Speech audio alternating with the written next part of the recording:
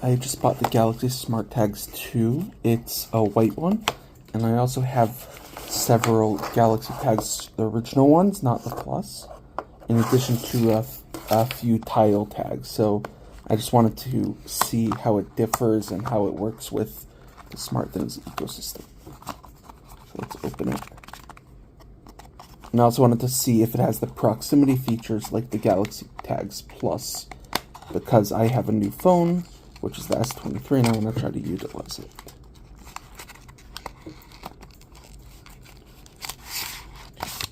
There we go. The battery is also replaceable, which is a nice addition, and it's a CR2032.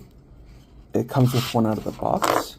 So just as a size comparison, I'll show you the regular one.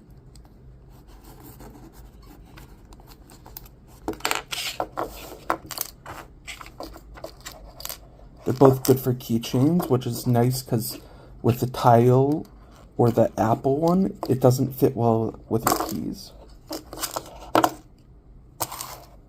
This one is significantly smaller, but it's still a little thick. You also you still have the button, although it's recessed. So the button could be used to activate certain routines with the SmartThings app. It's limited to several Samsung appliances, but it's still nice to have. If you want to remove the battery in this one, I have another video on it, but you basically need to slide your finger around the whole thing and it pops off. If you want to remove the battery in this one, it's a bit nicer because if someone doesn't know that you have it, it's not like the Apple tags or the tiles, which are easy to remove. They give you a little, like a SIM card remover, and then there's a little hole here. Let's try to get to it.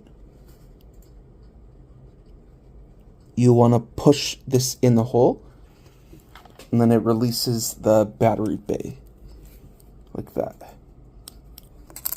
That's the speaker, by the way. So I release the battery bay. You need to have long fingernails still. And that's the battery, which is replaceable. Thank you for watching. Please like and subscribe for more.